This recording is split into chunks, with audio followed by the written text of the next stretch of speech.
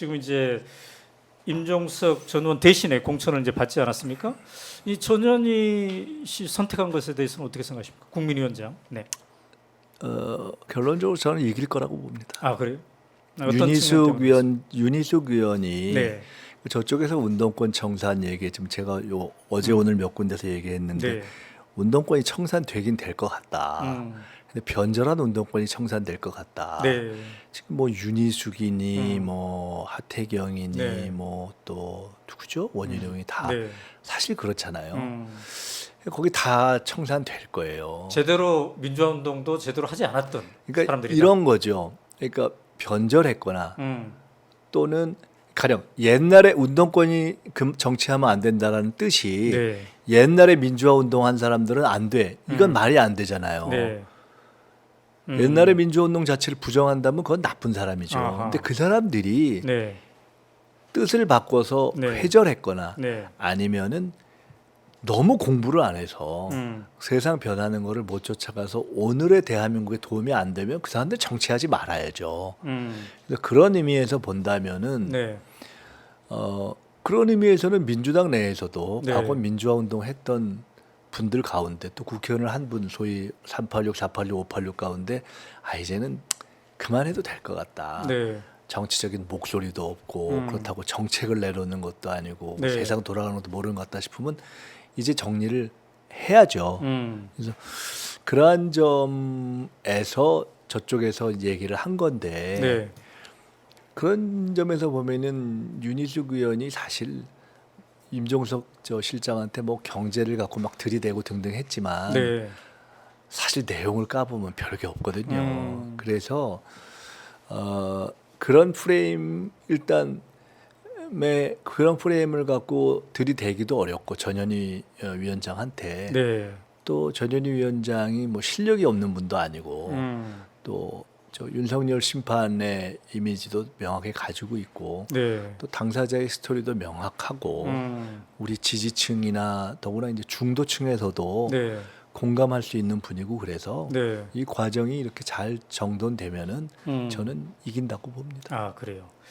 이제 우리 영등포잖아요 지금. 예.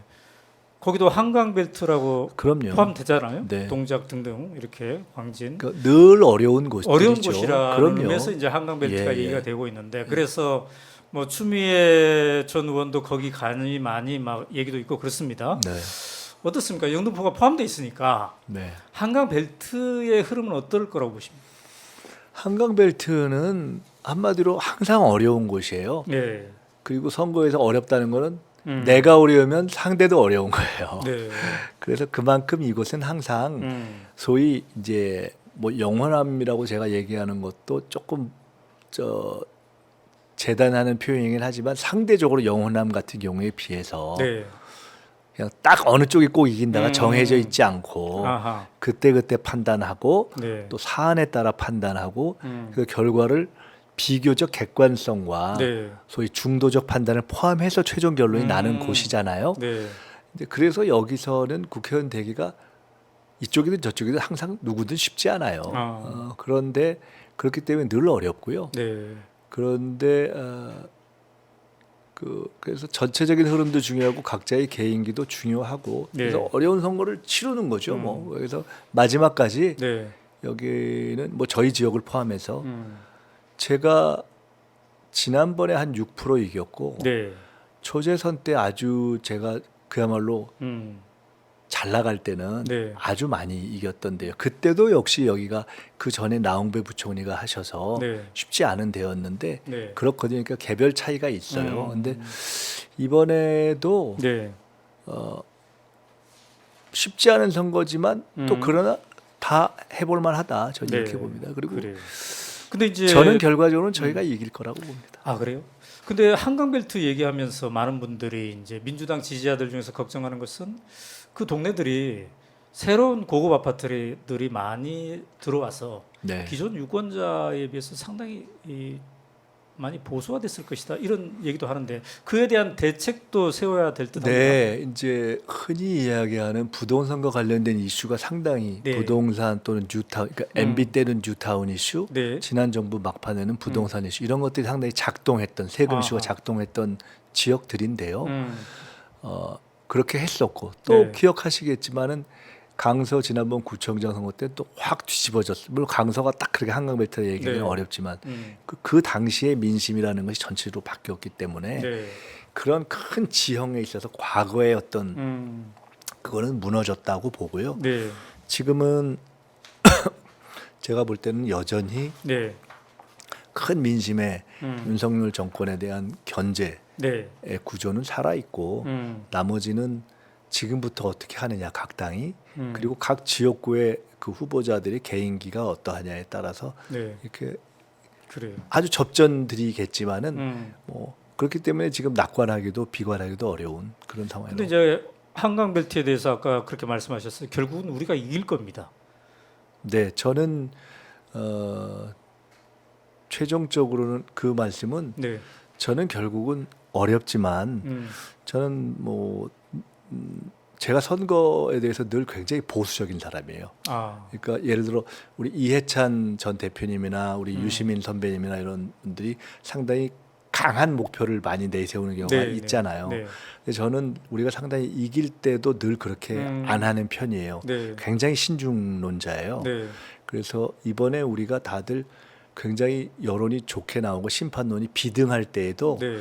저는 우리가 한 석 이상 이기는 것을 제시하고 목표로 해야 된다라고 이야기를 쭉 했던 사람이에요. 네. 그런 입장에서 네.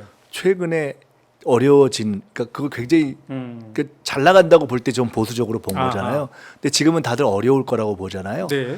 근데 저는 역으로 그렇게 만만하게 우리가 밀리지 않을 거라고 봅니다. 아, 그래요? 왜냐하면 음. 민심이라는 건 그렇게 만만하지 않습니다. 그렇기 네. 때문에 네. 저는 궁극적으로는 네. 저희가 현재의 포연을 극복하고 아. 정성을 다해서 하면 네. 결국은 한 석 이상 이길 것이다 이렇게 봅니다. 그래요. 이제 이재명 대표는 최대로 해서 151석, 그러니까 과반이 150이니까 그렇게 말씀하신 네. 것 같아요.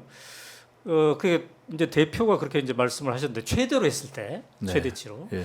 이제 그게 지금 이제 당에서는 목표로 유지되고 있는 셈이군요. 그러면 네, 그 지금 만약에 뭐 누가 얘기하지 막 160, 180, 200 이렇게 얘기한다면 저 사람들 정신 못 차리다 이렇게 얘기하시지 네네. 않겠어요? 네. 근데 그게 원래 현재의 구조입니다. 구조가 그렇고요. 네.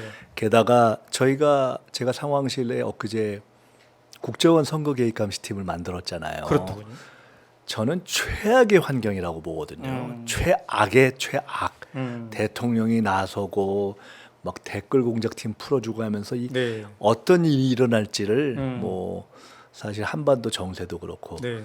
굉장히 지금 생각 못했던 상황들을 쭉 생각을 해보고 있어요. 네. 그래서 최악의 상황을 놓고 보고 있거든요. 네. 그래서 하여간 뭐 그런 등등을 좀 염두에 두면서 대비를 합니다. 지금 말씀하신 국정원 선거 개입 감시팀을 구성했어요. 네. 이거는 어떤 조짐이 좀 느껴지기 때문에 아마도 했겠죠?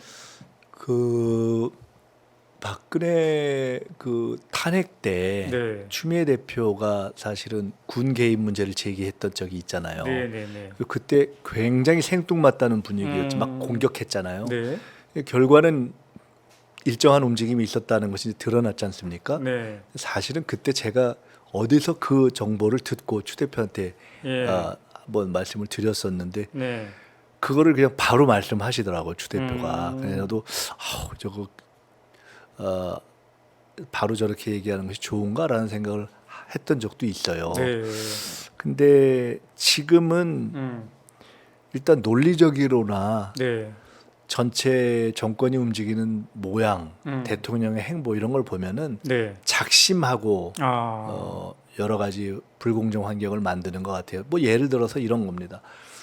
제가 우리 후보들한테나 당직자들한테 초준법 선거를 준비해야 된다고 얘기하거든요. 네. 아마 평상시에 비해서 요 정도면 경고일 상황을 무조건 다 기소로 들어갈 정도의 상황이 될 수 있을 거다. 네.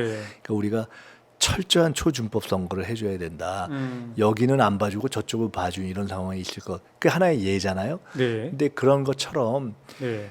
우리가 별하별 일이 다 있을 거라고 보고 그 중에 지금 팀을 구성한 국정원 선거 개입 네. 이 부분은 여러 가지 지금 저희가 감히 그래서 네. 그리고 거기에 팀에 음. 25년 이상 경력자들로 구성을 했어요. 네. 근데 그분들이 다 과거 국정원의 선거 개입, 특히 재외국민 선거에 있어서의 공작 네. 이런 것들을 고발했던 분들로 구성이 돼 있어요. 음. 등 분들도 들어 있어요. 네. 그분들은 다 주변 네트워크 있잖아요. 네. 그러니까 저희들의 전체에 대한 정세 판단과 함께 이렇게 들어오는 여러 가지를 감안할 때 네.